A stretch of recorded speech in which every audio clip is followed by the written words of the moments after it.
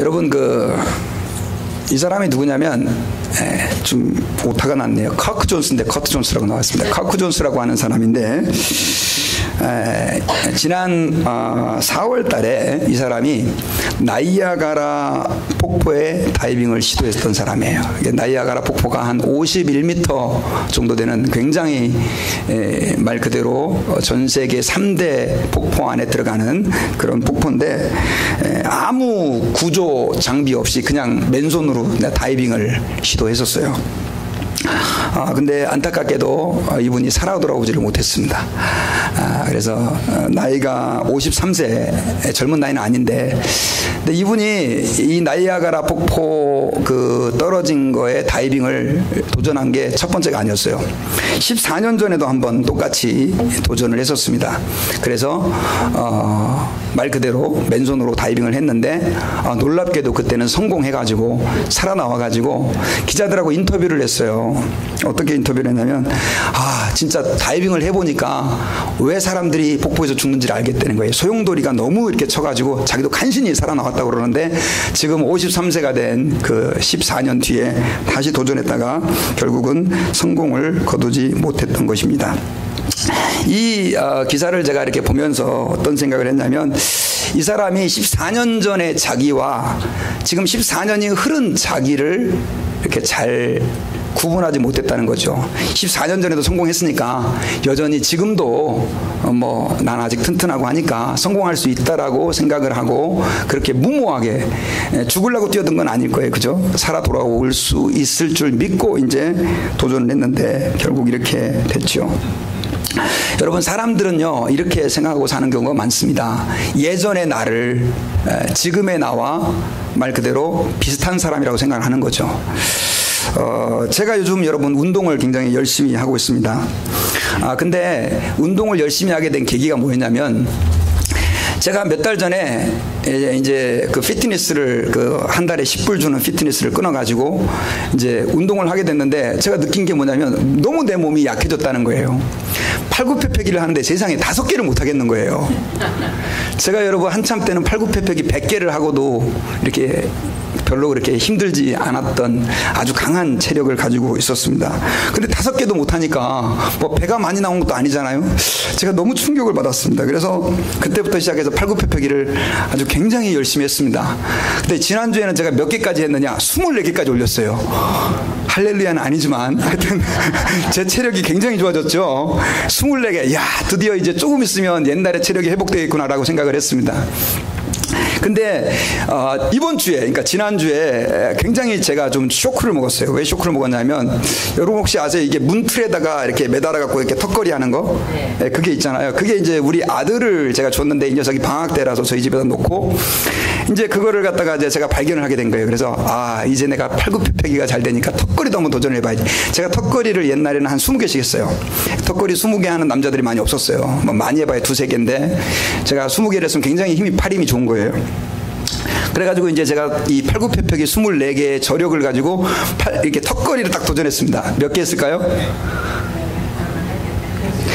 세상에 매달려 있기도 힘든 거예요. 매달려 있기도 힘든 거예요. 그래서 제가 그때 깨달은 게 있습니다. 이야, 내가 몸무게도 늘었고 나이도 늘었구나 하는 생각들을 제가 비로소 하게 되었습니다. 내가 열심히 노력을 해도 현실은 현실이구나. 여러분, 제가 왜 여러분들과 이런 말씀을 드리느냐면요, 신앙생활할 때도 마찬가지입니다. 사람들이 신앙생활을 하면서 항상 과거를 이렇게 추억하기를 좋아합니다.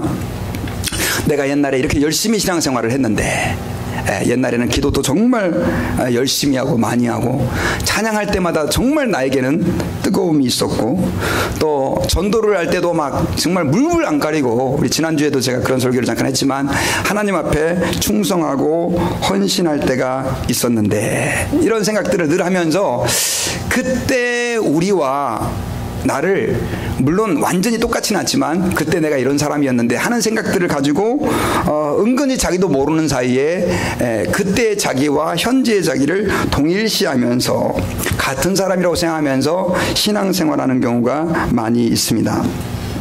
그런데 여러분, 많은 경우 사람들이 정말 하나님을 뜨겁게 사랑했던 그 감격들, 정말 하나님을 향하여 너무나 열심히 섬겼던 그때의 그 감격들을 잃어버렸지만 여전히 자기는 영적으로 그래도 신앙생활을 잘하고 있는 사람이라고 착각을 하면서 그렇게 신앙생활을 해나가는 사람이, 하고 있는 사람이 많이 있다는 것이죠. 마치 커크 존스가 14년 전에 자기가 그렇게 위대한 일을 해냈는데 지금도 그 일을 여전히 할 수 있는 사람이라고 착각을 하는 것처럼, 제가 이제 턱걸이 옛날에 좀 잘했으니까 지금도 잘할 수 있는 어떤 그런 힘을 가지고 있는 사람이라고 착각을 하는 것처럼 영적으로도 그렇게 생각하면서 사는 사람들이 많다는 것이죠. 근데 여러분, 이 시간에 우리가 특별히 이런 사람들이 있다면 오늘 본문의 말씀을 통해서 하나님 앞에서 우리 자신을 한번 좀 돌아보고 냉철하게 나는 지금 현재 어떤 위치에 와 있는 사람인지를 돌아볼 수 있는 그런 기회가 될 수 있기를 바랍니다. 여러분, 오늘 본문을 보면요, 예수님께서 안식일에 회당에서 사람들에게 가르치십니다. 근데 열심히 하나님 말씀을 예수님께서 전파하고 계실 때 그 자리에는 18년 동안이나 18 years 동안이나 귀신 들려서 꼬부라져서 이렇게 몸이 굉장히 불편한 한 여인이 앉아 있었습니다. 아마 많은 사람들이, 많은 학자들은 이 꼬부라진 병을 척추염, 오늘날로 척추염이라고 하고, 옛날에는 여러분 혹시 아세요? 그 별로 이렇게 좋은 말이 아니라서 요즘 쓰지 않는데 곱추라고 아시죠? 곱추. 허리가 완전히 고부라진. 근데 성경에서는 이 병이 귀신 들림으로 그렇게 됐다. 그러니까 어떤 영적인 문제가 있어서 이 여자가 지금 그렇게 귀신에 들려서 허리가 이렇게 꼬부라진 아주 그런 심각한 상태에 있었던 것을 알 수 있습니다. 근데 예수님께서 그 여자를 보신 거죠. 보시고 나서 그 여자를 오게 합니다. 그 여자가 나오니까 아마도 이렇게 구부러진 몸으로 불편하게 예수님 앞으로 나왔겠죠. 그때 예수님께서 선포를 하십니다. 여자여, 내가 병에서 나음을 얻었느니라. 그러니까 갑자기 사람들이 그 예수님을 향해서 다 이제 시선이 주목되었겠죠. 그리고 나서 예수님께서 그 여자의 머리에 손을 얹으십니다. 그리고 안수하시는데 놀라운 사실은 18년 동안이나 꼬부라져 가지고 움직이기에 너무나 불편했던 그 여인이 허리가 펴지는 역사가 일어난 것입니다. 할렐루야. 이 여자는 얼마나 감사했겠습니까? 그리고 18년 동안이나 얼마나 죄송합니다, 이게 우리 그 한국의 욕과 같아가지고 이 18년 죄송합니다. 예. 그래서 혹시나 18 years 이렇게 표현하는 게 좋겠어요. 18 years 동안 얼마나 이 여인이 고생을 했겠어요. 그래서 하나님께 이제 영광을 돌리며 하나님을 찬양하는 그런 일들이 일어나게 되었습니다. 아마도 그 여인은 예수님에게 예수님 저 병을 고쳐주세요 라고 요청도 하지 않았는데 예수님이 자기를 먼저 알아보고 그렇게 병을 낫게 해주시니까 너무너무 감격하고 감사했던 것인 것을 우리는 알 수가 있습니다. 그런데 문제는 예수님의 이러한 치유사역이 문제를 만들어낸 것입니다. 왜냐하면 이 사건을 보고 기뻐하는 사람이 있었지만 이걸 아주 째려보고 기분 나쁘게 보고 있었던 한 사람이 있었어요. 그 사람이 누구였습니까? 바로 회당장이었습니다. 여러분, 회당장은 누구냐면 유대인들은 주로 회당에 모여서 안식일에 우리가 예배드리는 것처럼 하나님 말씀도 듣고 기도도 하고 했는데 그때 그 회당을 총 책임지는 사람이 누구냐면 회당장이었습니다. 오늘날 교회로 말하면 뭐라고 말할 수 있죠? 담임 목사라고 말할 수 있죠.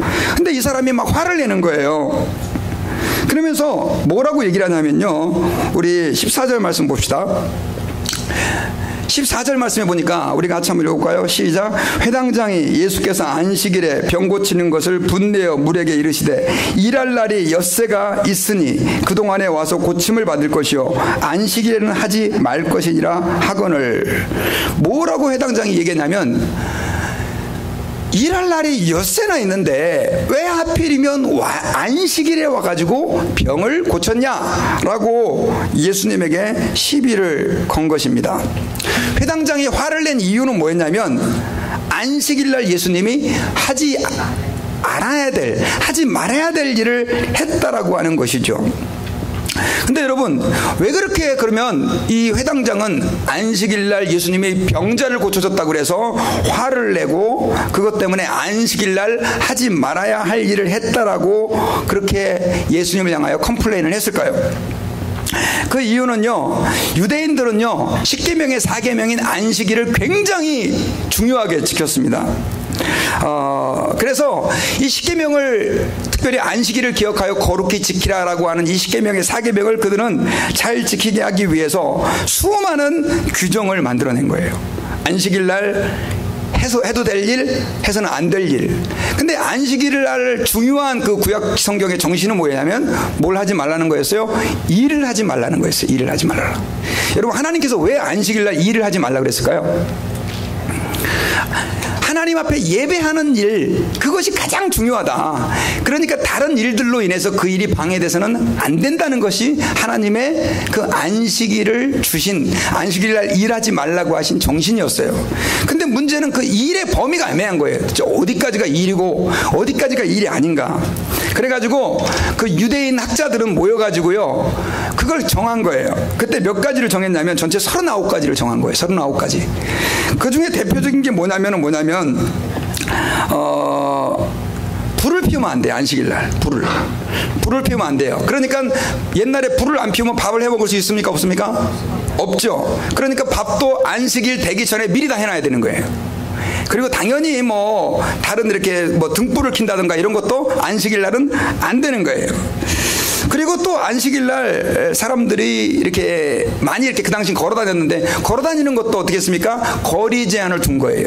거리 제한을 둬가지고 안식일날은 1000규빗 이상, 그러니까 메타로 따지면 910m 정도 되는데 1000규빗 이상을 그러니까 2000규빗이죠. 2000규빗 이상을 못 걸어 다니도록 제한을 한 거예요. 이러한 안식일 정신이 여러분 지금에도 이스라엘에 남아있어요. 그래가지고 여러분 이스라엘에 혹시 가보신 분들은 알겠지만요, 신앙이 좋은 그 유대인들은요 안식일날 차를 타지 않습니다. 왜요? 차는 뭘로 움직여서 가죠? 엔진이 불타가지고 가잖아요. 그러니까 차를 타는 것도 뭐요? 안식일을 어기는 거라고 생각하는 거죠. 집에 전기불을 켜는 거는 괜찮을까요? 전기도 결국은 뭐의 일종이에요? 불의 일종이다. 그래가지고 전기불도 안 켜는 거예요. 그래서 그 보수적인 유대인들은요, 집에 타임 스위치를 달아놔가지고 안식일 때는 밤에만 켜지게, 스위치를 안 켜게, 실제로 그렇게 한대요. 그리고 그 이스라엘을 갔다 왔던 분 중에 이런 얘기를 해요. 안식일 날 그럼 엘리베이터는 어떻게 해요? 엘리베이터 버튼을 누르는 것도 스위치를 누르는 거니까 안 되는 거예요. 그래가지고 안식일 전용 엘리베이터가 있대요. 그 안식일 전용 엘리베이터는 층마다 엘리베이터가 다 쓴다는 거예요. 안 눌러도. 여러분, 이런 이스라엘 사람들의 인식을 생각해 보면 예수님이 안식일 날 병 고친 것이 그들의 눈에는 말이 안 되는 거죠. 왜냐하면 예수님의 그 병 고친 사역을 뭐라 그러냐면 의사가 마치 병을 고쳐주는 것처럼, 그건 뭐예요? 일이다라고 생각하는 것입니다. 그러니까 회당장의 입장에서 보니까 예수님이 마음에 들어요, 안 들어요? 마음에 안 든 거예요. 왜 안식일을 그것도 이 공개적으로 회당에서 어기냐라고 이야기를 한 거예요. 자, 그런데 예수님께서는 이러한 회당장의 행동에 대해서 이렇게 대답을 하셨어요. 15절을 같이 한번 읽어봅시다. 시작. 주께서 대답하여 이르시되 외식하는 자들아, 너희가 각각 안식일에 자기의 소나 나귀를 외양간에서 풀어내어 이끌고 가서 물을 먹이지 아니하느냐. 이게 무슨 말이냐면요, 유대인들은 그렇게 사람에게 대해서는 철저하게 안식일을 잘 지키도록 명령을 했는데, 문제는 자기 집에서 기르는 짐승들을 안식일날 물을 먹여야 되잖아요. 그렇죠? 그리고 풀도 뜯게 해야 되잖아요. 그래가지고 이 사람들이 예외 조항을 만든 거예요. 안식일날 해도 되는 일. 그래서 짐승들을 물을 먹이는 것 정도는, 그것도 많이 안 가서, 그 바운더리 그 근처에서 먹이는 거는 괜찮다고 얘기를 하고, 그 다음 또 한 가지는 만약에 이렇게 짐승들이 구덩이에 빠졌거나 위기에 처했을 때는 그 짐승들을 살릴 수 있는 법안을 또 만든 거예요. 자, 예수님이 보실 때는 지금 너무 화가 나는 거예요. 왜 화가 나냐면 짐승들을 위해서는 그렇게 특혜 조항을 만들어 놓고 그렇게 하면서 지금 18년 동안이나 꼬부라져서 그렇게 말 그대로 고통당하고 있었던 여인을 풀어준 거에 대해서는 지금 그 회당장을 포함한 몇몇 바리새인들이 뭘로요? 비난의 눈초리로 바라보고 있는 것입니다. 그래서 예수님은 그들을 향해서 뭐라고 책망한 거예요?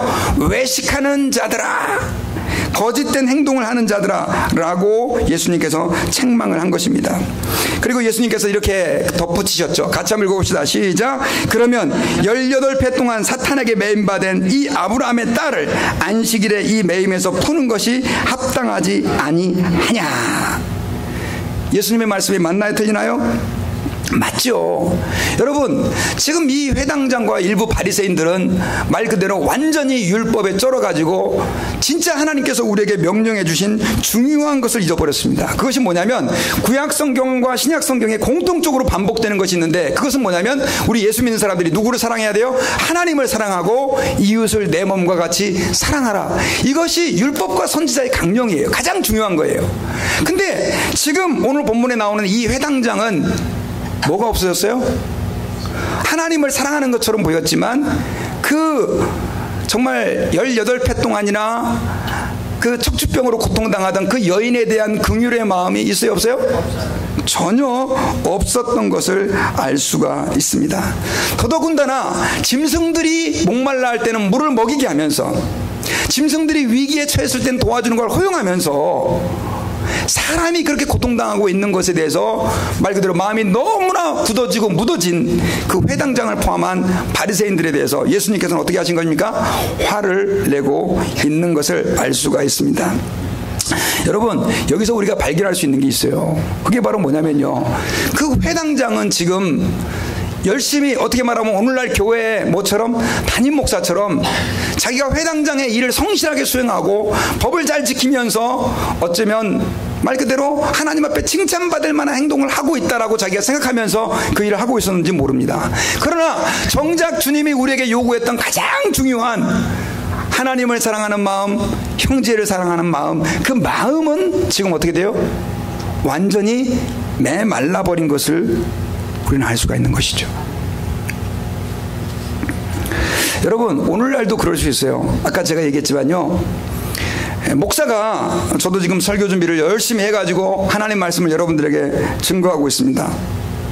그리고 또 진방도 해야 되고 성경 공부도 가르치고 교회 운영도 해야 되고 열심히 목회를 할 수 있어요.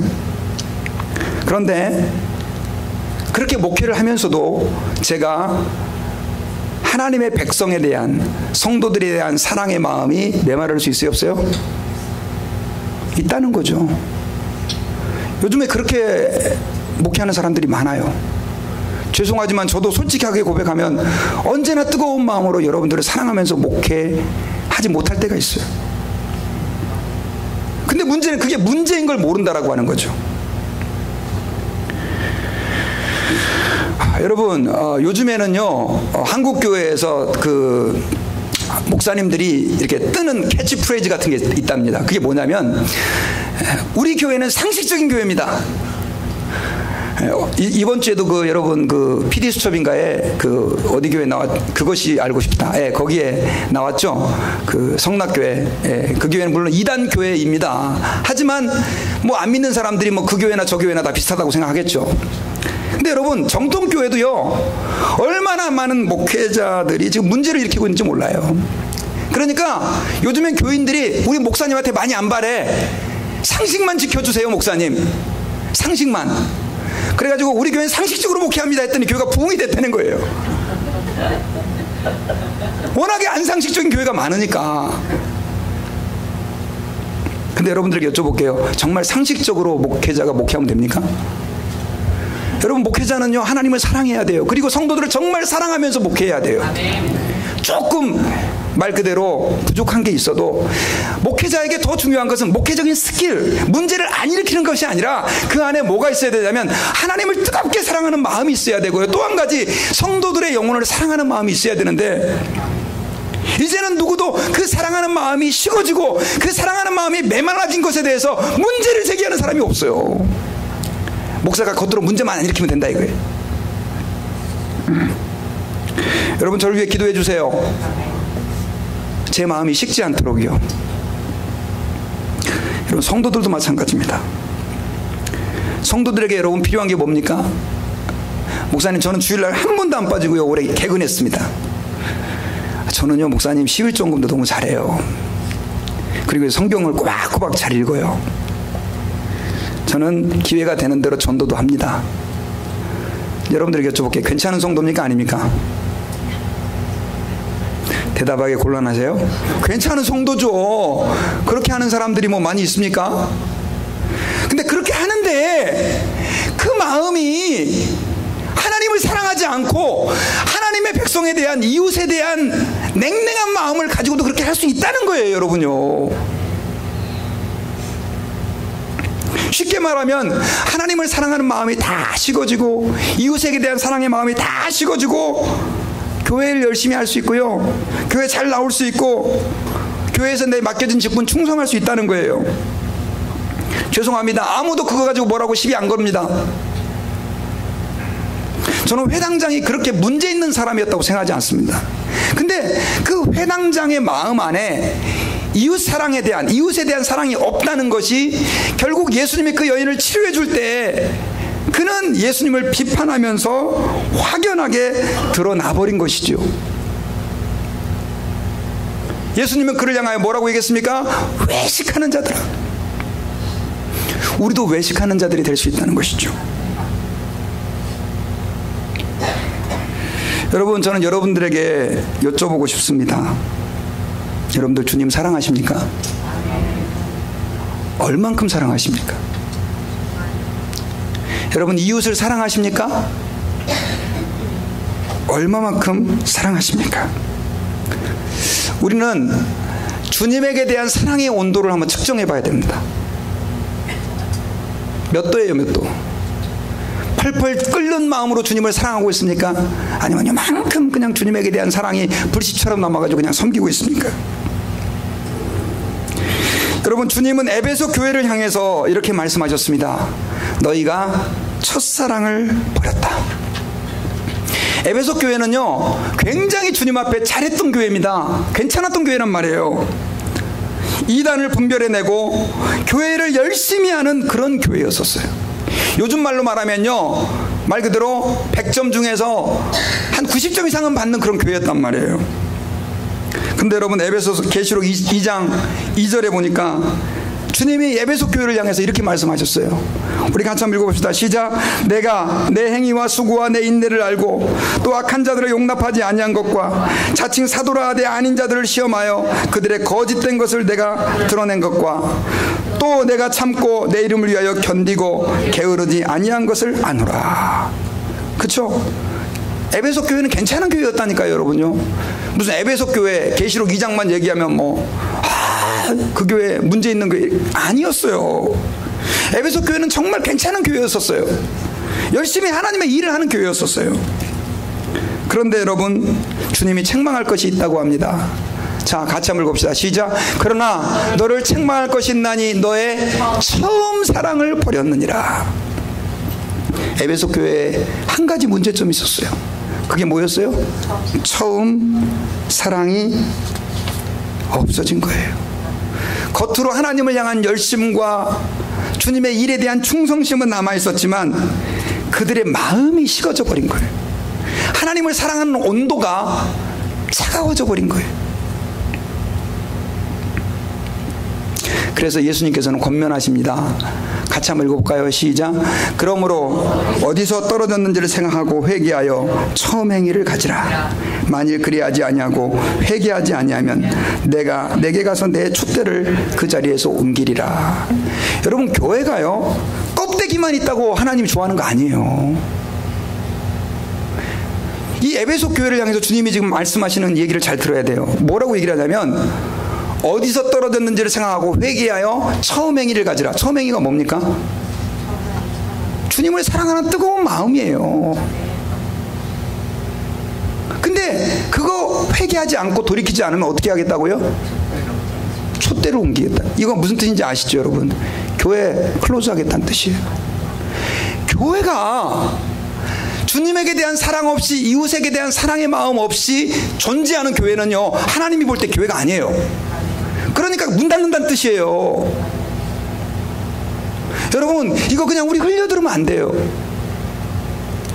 목사님 신앙생활 오래 하다 보면 마음이 식을 수 있는 거 아니에요? 목사님은 뭐 언제나 뜨겁습니까?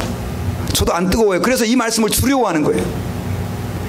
교회 성도들의 마음속에 하나님을 사랑하는 마음이 없고, 목회자의 마음속에 이웃을 사랑하는 마음, 성도를 사랑하는 마음, 하나님에게 대한 사랑의 마음이 식어진 교회는 하나님 볼 때 교회가 아니래요.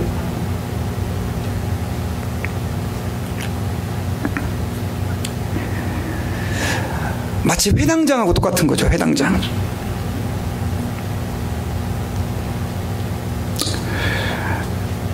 그러면 여러분, 어떻게 우리가 정말 주님을 사랑하고 있는지, 하나님 말씀 안에 있는지를 알 수 있을까요? 제가 몇 가지로 좀 진단하는 방법을 여러분들에게 알려드리기를 원합니다. 그 첫 번째는요, 뭐냐면, 우리가 정말 하나님을 사랑하는 마음이 있다면 우리에게는 뭐가 있어야 되냐면, 형제자매를 향한 긍휼의 마음이 있어야 됩니다. 뭐가 있어야 된다고요? 긍휼의 마음, 사랑하는 마음, 멀시가 우리에게는 있어야 된다는 뜻이죠. 이 회당장의 입장에서 보면 예수님은 법을 어겼나요? 안 어겼나요? 회당장의 입장에서 법을 어겼죠. 그 법이 잘못됐든지 어땠든지 간에 회당장의 입장에서 보면 그는 어렸을 때부터 그렇게 배웠기 때문에 그렇게 생각할 수 있어요. 법을 어겼어요. 근데 그가 무슨 잘못을 했을까요? 저는 이렇게 생각해요. 그가 그 법을 알고 있다 할지라도 그 속에 하나님의 백성에 대한, 자녀에게 대한 긍휼의 마음이 없는 거예요. 18회 동안 알았던 그 여인이 자기 눈앞에서 치료되는 장면을 보고 예수님은 법을 어겼다라고 말하는 그의 냉혹한 마음을 한번 우리가 보잔 말이에요. 제가 여러분들에게 이렇게 예를 들어서 설명해 드리겠습니다. 만약 여러분들 자녀가 암이 걸렸어요. 근데 의사는 이 암은 치료될 수가 없습니다 라고 얘기를 하는데, 여러분에게는 남동생이 하나 있었는데 그 사람이 의사입니다. 그 남동생도 조카가 죽는다 그러니까 어떻게든 간에 그 조카를 살려보려고 온갖 애를 쓰는데 방법이 없는 거예요. 그런데 어느 날 그 남동생에게서 전화가 옵니다. 누나, 암이 완치됐어. 그래가지고 이 엄마가 일을 보다가 열심히 병원으로 뛰어갔어요. 그랬더니 완전히 암세포가 사라진 거예요. 할렐루야 아니에요? 근데 그때 남동생이 이렇게 얘기를 합니다. 누나 미안한데 사실은 법으로는 금지가 돼 있는데 새로운 약이 개발이 됐는데 내가 이 조카를 살리고 싶은 마음에 그 신약을 이 아이에게 시험을 했는데 이게 됐어. 그러니까 이 엄마가 그 남동생의 멱살을 잡고, 이놈의 새끼야, 어떻게 그럴 수 있어? 법을 어겨 네가? 말을 할 수 있을까요? 할 수 있겠죠. 할 수 있겠죠. 하지만 일단은 그건 두 번째 문제예요. 법을 어긴 건. 문제는 죽을 뻔한 내 아들이 살았다 이거예요. 사랑이 있으면 그렇게 행동한다니까요, 여러분요.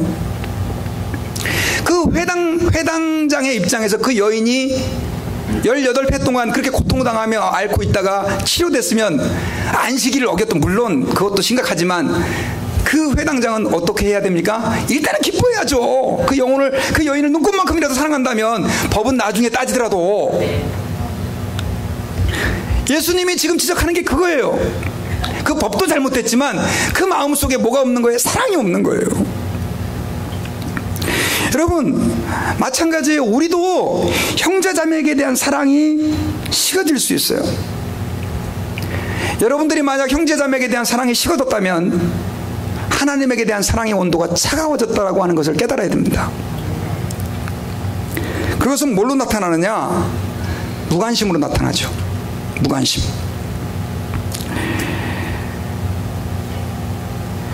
만약 여러분들 가운데 다른 형제자매가 고통 가운데 있든지 신앙이 자라든지 방황을 하든지 그것이 나와 상관이 없는 문제라고 생각하는 성도가 있다면 죄송합니다. 그분은 회당장입니다. 그 사람이 은혜를 받든지 교회를 나오든지 안 나오든지 아파가지고 고통을 당하고 있든지 가정에 문제가 있든지 니는 니 나는 나, 무관심이죠. 그 사람이 하나님 사랑하는 사람일까요? 하나님 사랑하는 사람이 아닙니다. 여러분, 성경에서는요, 우리에게 형제를 사랑하라라고 얼마나 많이 반복했는지 몰라요. 하나님을 사랑하는 자가 반드시 나타내야 할 하나의 삶이 있다고 한다면 그것은 형제 자매를 내 몸처럼 사랑하는 겁니다. 쉽지 않죠. 어떤 분은 이렇게 얘기합니다. 아, 목사님, 형제 자매 사랑하는 거는 장로님, 목사님, 권사님이나 하는 거지, 뭐 내가 뭐 무슨 교회 직분자도 아니고 그런 거 할 필요 있습니까? 여러분, 아니에요. 뭐 우리 교회가 몇만 명 되는 큰 교회도 아니고. 여러분, 사랑해야 됩니다. 믿습니까? 여러분, 어떤 분이 이렇게 얘기를 했어요. 사랑의 반대말이 뭐냐? 뭘까요? 무관심이다. 무관심. 사랑의 반대말은 무관심이에요. 미워하고 막 헐뜯고 그게 아니에요. 니는 니, 나는 나. 그게 바로 무관심이에요. 회당장은 여인이 얼마나 깊은 슬픔의 고통에 잠겨 있었는지 관심이 있었습니까? 제가 볼 때는 없었어요. 그 여인의 고통에 관심이 없었던 거예요. 여러분, 진정한 사랑은 영혼에게 대한 관심입니다. 그래서 우리가 하나님 아버지 앞에서 내가 잃어버린 영혼에 대해서, 또 나와 함께하고 있는 이 공동체의 교인들에게 대한 영혼에 대한 관심이 식어져 있다면 우리는 오늘 회개하고 돌이켜야 됩니다. 하나님 아버지 앞에서. 어떤 사람은 자기 자녀가 멸망을 향해 죽어가는데도 불구하고 별로 신경 안 쓰는 부모들이 계세요. 여러분, 그건 자녀를 사랑하는 게 아니에요. 그들을 위해서 정말 우리는 눈물 뿌리며 기도해야 될 줄 믿습니다.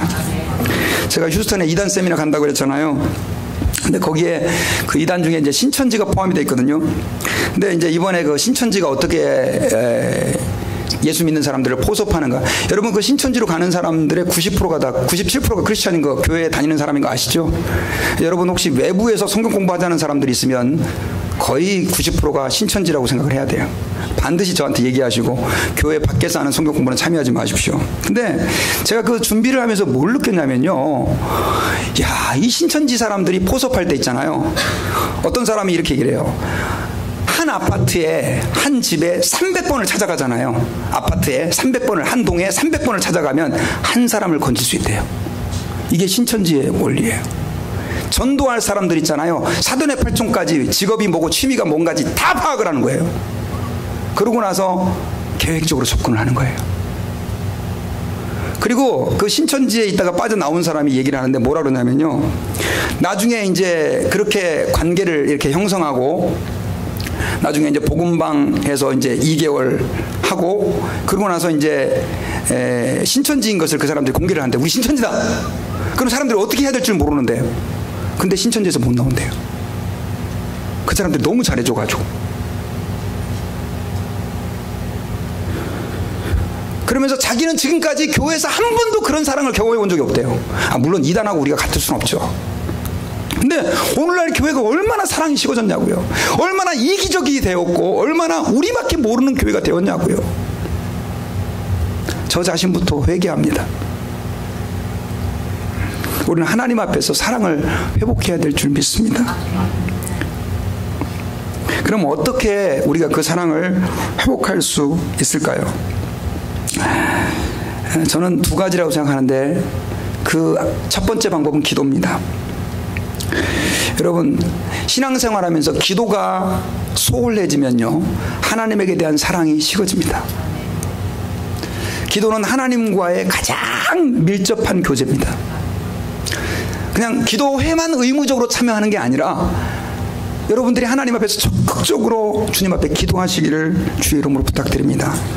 당연히 열심히 기도에 참석해야 되죠. 하지만 그걸로 우리가 만족하지 말고 하나님 아버지 앞에서 아침 저녁으로 주님 앞에 시와 때를 가리지 않고 기도를 사모하고 기도하는 삶을 살아야 되는 거예요. 여러분, 찬양에 보면요, 이런 찬양이 있습니다. 제가 참 좋아하는 찬양입니다. 가사가 보이세요? 글씨가 좀 작아서. 아버지, 당신의 마음이 있는 곳에 나의 마음이 있기를 원해요. 아버지, 당신의 눈물이 고인 곳에 나의 눈물이 고이기 원해요. 아버지, 당신이 바라보는 영혼에게 나의 두 눈이 향하기 원해요. 아버지, 당신이 울고 있는 어두운 땅에 나의 두 발이 향하기 원해요. 나의 마음이 아버지의 마음 알아 내 모든 뜻 아버지의 뜻이 될 수 있기를. 나의 온몸이 아버지의 마음 알아 내 모든 삶 당신의 삶 되기를. 여기 보니까 이 작사자가 이렇게 기도를 하고 있어요. 내 마음이 아버지의 마음을 알아 내 뜻이 아버지의 뜻이 될 수 있기를 기도하는 거예요. 여러분, 하나님 아버지가 어떤 분이세요? 우리를 너무나 사랑하시는 분이세요. 독생자 예수님을 십자가에 내주시기까지 사랑하시는 분이세요. 하나님은 우리도 사랑하셨지만 다른 사람들도 사랑하세요. 그래서요, 하나님하고 가까워지는 사람들의 특징이 있어요. 그 삶 속에서 사랑의 향기가 막 나타나기 시작해요. 왜요? 하나님의 마음이 그들에게 어떻게 되니까? 이식이 되니까. 기도를 많이 하는데 저 사람은 사랑이 없어. 죄송한데 그 기도 많이 하는 거 아니에요. 진짜 하나님의 마음이 그들의 심장에 이식이 되면 그 사람은 하나님이 우리를 사랑하시는 그 사랑의 마음이 그들의 삶에 스며나오게 되어 있다는 거예요. 아멘? 아멘. 여러분, 우리가 이걸 기억해야 돼요. 그래서 하나님과 늘 교제하고 기도하는 삶들을 사는 사람들은요, 하나님 아버지 앞에서 그 하나님 아버지의 사랑이 그의 몸을 통하여 스며나와요. 저 사람 참 사랑이 많은 사람이다. 교회 20년 30년 다니 어떤 분들은 보면 얼굴에 막 칼바람이 지나가요. 죄송한데 그 사람 기도 많이 안 하는 사람이에요. 교회 일만 열심히 하는 사람이에요. 교회 일 하지 말라는 거 아니에요. 하지만 더 중요한 게 뭐다? 기도하는 거다. 여러분, 예수님은 그 바쁜 와중에도 아침 저녁으로 늘 하나님 앞에서 기도하셨던 분이세요.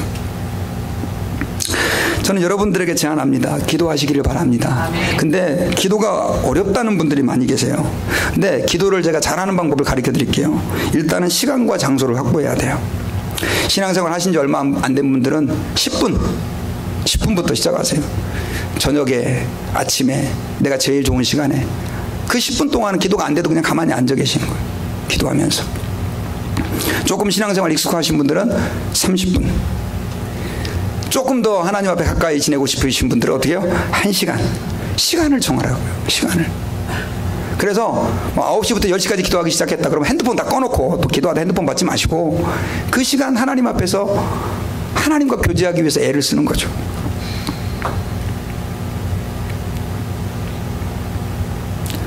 두 번째로는요, 말씀입니다. 말씀에 대한 사랑을 회복해야 됩니다. 교회에서 우리 1년에 1독씩 하자 그래서 제가 성경을 하루에 거의 4장씩 읽으면 1년에 1독 할 수 있다. 그래서 잘 읽으신 분들 너무 감사해요.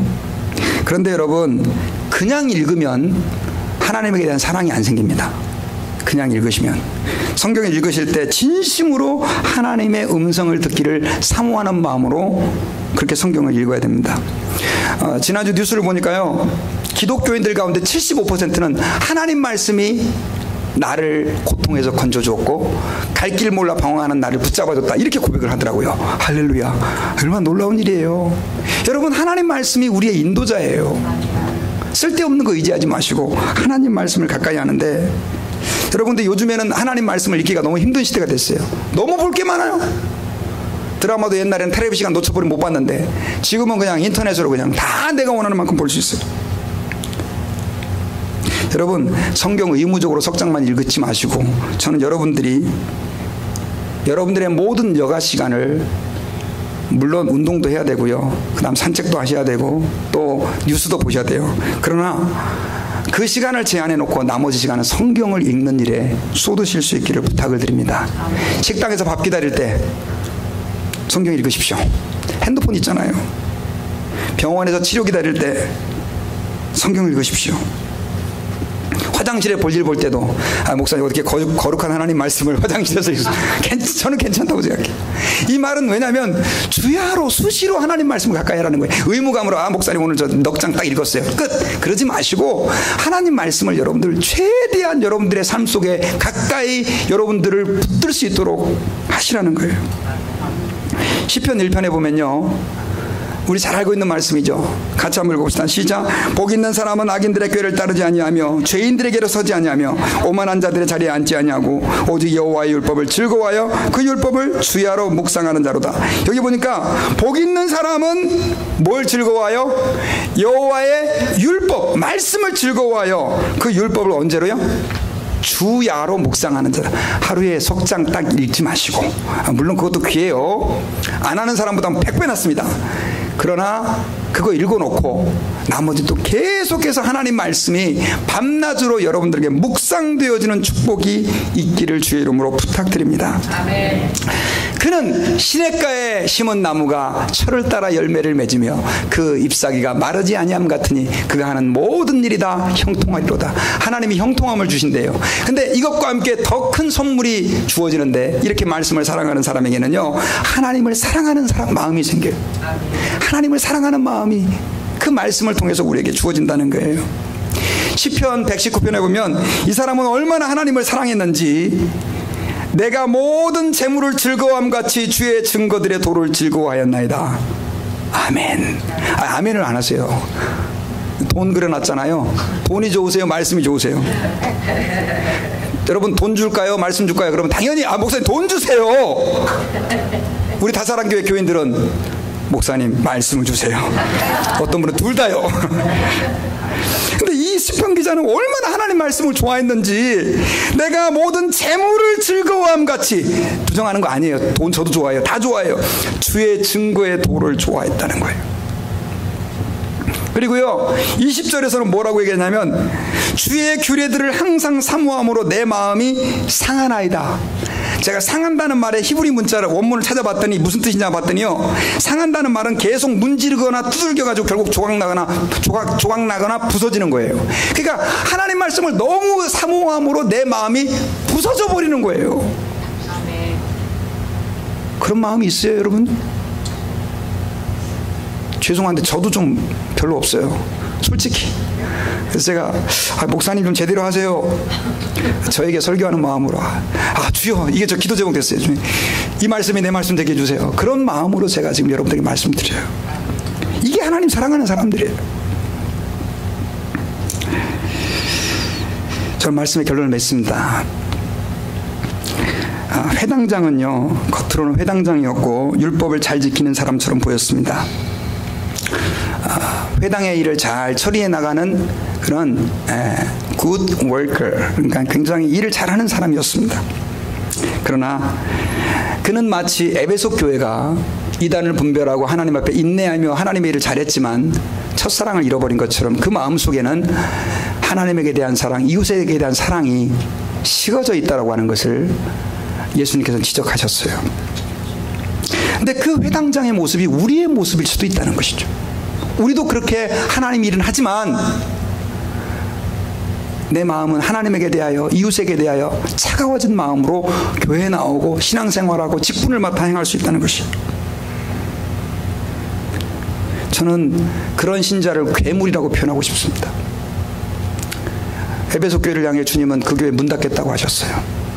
죄송한데 하나님에게 대한 사랑이 없는 신자는 더 이상 신자가 아니에요. 하나님에게 대한 사랑이 없는, 이웃에게 대한 사랑이 없는 교회는 하나님이, 예수님이 교회가 아니라고 그랬어요. 우리는 이것을 그냥 지나쳐서는 안 돼요. 우리는 하나님 앞에서 우리 자신을 오늘 돌아봐야 돼요.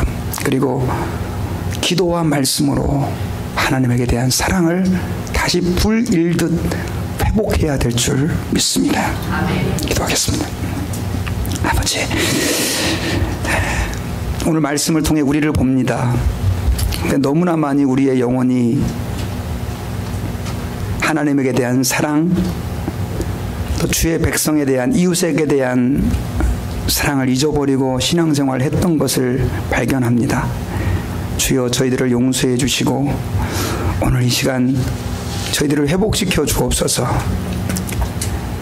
기도하는 가운데 또 주의 말씀으로 우리의 영혼이 뜨겁게 주님을 사랑하는 마음을 회복하게 하시고, 그로 말미암아 우리 이웃을 진심으로 사랑하며 주님을 섬기는 저희들이 되게 도와주옵소서. 감사하며 예수님 이름으로 기도드립니다. 아멘. 우리 모두